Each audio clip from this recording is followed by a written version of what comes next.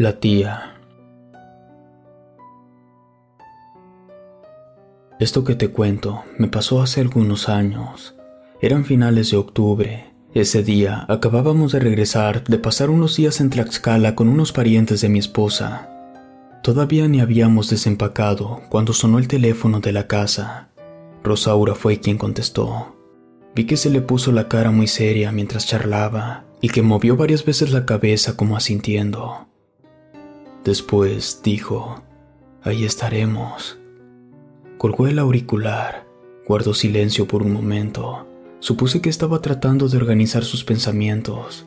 Respiró hondo y me dijo algo preocupada, que había hablado Germán, el abogado de su tía, hermana de su mamá, y que le había comentado que se haría la lectura de su testamento la próxima semana, por lo cual era necesario su presencia. Al parecer, la tía la había contemplado en su herencia. Yo sabía que la quería mucho, después de que sus padres fallecieran en un accidente de autobús cuando ella solo tenía 16 años. Pero por su expresión, sabía que eso del testamento no le agradaba. Si te soy sincero, la verdad, yo nunca conocí a su tía en persona. A Rosaura la conocí aquí en la Ciudad de México cuando estudiábamos la carrera de administración, pero ya vivía sola. Y cuando nos casamos, no recuerdo el motivo por el cual no pudo venir a darnos su bendición. Lo poco que sé es porque ella me lo ha llegado a platicar alguna vez, y no fue hasta su funeral hace algunos meses que la vi por primera y única vez. Tengo que decir que me llamó mucho la atención, se veía demasiado joven para tener 70 años, además que la arreglaron de manera muy elegante. Al parecer tuvo mucho dinero. Aquella noche la acompañamos hasta la madrugada en la funeraria. Rosaura no lloró, y eso me extrañó, pero lo que más me desconcertó es que nadie más de la familia se presentó. Absolutamente nadie. Solo estuvimos el señor Germán, su abogado, y nosotros. Al otro día muy temprano la cremaron. Apenas se terminó y nos regresamos a la ciudad. Sé que había mucho misterio acerca de su tía y de los motivos de su alejamiento de la familia, pero la verdad nunca me atreví a preguntarle a Rosaura las razones. Entonces me pidió que fuera con ella a la lectura del testamento. Yo dudé un poco. Había pedido días de vacaciones para ir con ella a Tlaxcala, y a mediados de la siguiente semana caería el Día de Muertos. Y desde siempre, cada año como tradición, acompañaba a mi mamá para ir a limpiar la tumba de mis abuelos y ponerle su ofrenda. Y a veces nos quedábamos hasta la madrugada en el panteón, pero al ver la cara de tristeza de Rosaura, le dije que no se preocupara, que la acompañaría. Ella me sonrió aliviada y me abrazó. Yo sabía lo importante que es sentir que cuentas con alguien en los momentos más difíciles. Quedamos en salir el lunes por la tarde, y al llegar a Puebla, en donde había radicado su tía sus últimos años, buscaríamos un hotel para pasar la noche, y al otro día nos presentaríamos en el despacho de Germán. Pero ese mismo día hicieron una pequeña convivencia en mi trabajo. Le tuve que marcar a Rosaura para que me esperara un poco más. Como pude me escabullí, tomé un taxi y me fui a la casa. Pero al entrar a la colonia, se me ocurrió irme por la calle principal. Había muchísima gente en las calles, niños y jóvenes disfrazados, familias completas, por lo que me tuve que bajar del carro y continuar a pie. Mientras caminaba en la multitud, tuve esa sensación de cuando crees que alguien te está mirando. Fue extraño, pero como ya era muy tarde, no le di importancia y seguí caminando.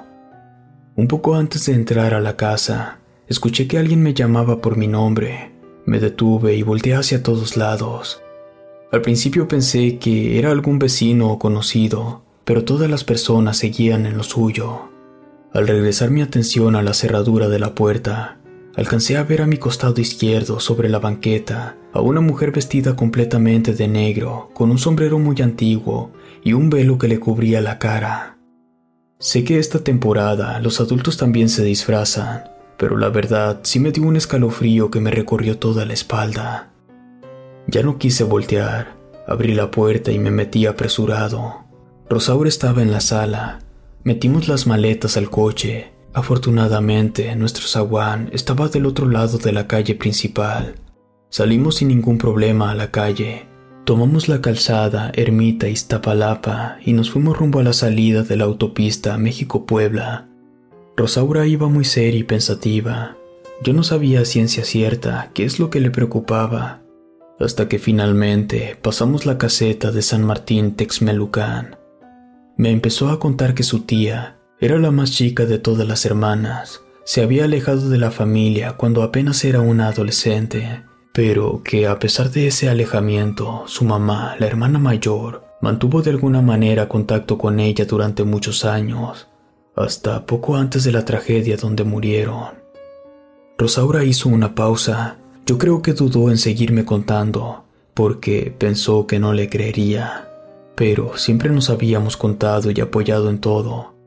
Respiró hondo y me dijo que cuando se fue a vivir con su tía, pasado unos días, ella le confesó que era una bruja, que lo supo desde que era muy niña, y que ya un poco más grande, con unos 12 o 13 años, se escapaba todas las noches de la casa para visitar a una curandera blanca, una viejecilla que vivía en las orillas del pueblo, pero una vez que le aprendió todo lo que sabía, buscó a una protectora más poderosa, de la que prácticamente solo conocían rumores de su existencia en la religión.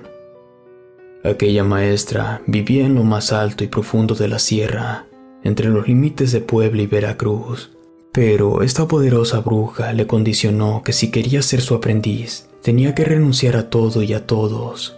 Su tía le dijo que fue una decisión muy difícil porque quería mucho a su familia y porque ya sospechaban que andaba metida en esas cosas de brujería.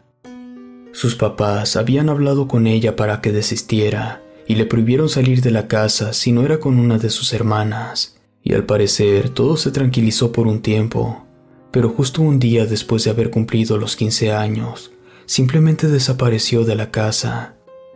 En el pueblo se empezó a rumorear que la hija menor de los Onofre se había convertido en una bruja, pero como todo, con el tiempo se fue olvidando por completo. Eso alivió un poco la pena en la familia, y desde ese entonces se prohibió hablar de ella en casa, como si nunca hubiera existido. Rosaura hizo una pausa. En ese momento entramos a la ciudad de Puebla y me fue indicando por qué calles meternos. Todavía tardamos unos 15 minutos en llegar a la casa de la tía. Al estacionarnos frente a ella, me quedé sorprendido. A pesar de que era una construcción muy vieja, se veía que en sus mejores años fue toda una mansión. Había mucha gente en las calles también. Cerré el coche y al tomar la mano de Rosaura, volví a sentir esa sensación de que me estaban viendo. Volteé discretamente al fondo sobre la misma calle. Estaba aquella mujer vestida de negro. De momento, pensé que me estaba confundiendo o que estaba imaginando cosas, pero volví a sentir ese escalofrío en mi espalda. Rosaura tocó la puerta. No tardó mucho en aparecer Germán, el abogado, y antes de entrar a la casa, miré de reojo hacia la calle, y allí estaba aquella mujer de negro. Nos pasó al gran pasillo, en el que, a medio camino, había lo que parecía una ofrenda de Día de Muertos, pero conforme nos fuimos acercando, me di cuenta que era muy diferente. La mesa estaba cubierta por un mantel negro, y en medio había un retrato volteado dirigido hacia la pared, y solo había 2 veladoras negras, una a cada costado. Pasamos junto a ese raro altar sin decir una palabra, y entramos a la sala. Germán nos invitó a sentarnos. Una vez que nos acomodamos, le dijo a Rosaura que no se andaría con rodeos, que su tía la había dejado como heredera universal, con la única condición que tendría que vivir en aquella casa los próximos 3 años y que después de ese tiempo podría disponer de todo lo que le dejó. Rosaura permaneció en silencio por un momento, tomó mi mano y la apretó.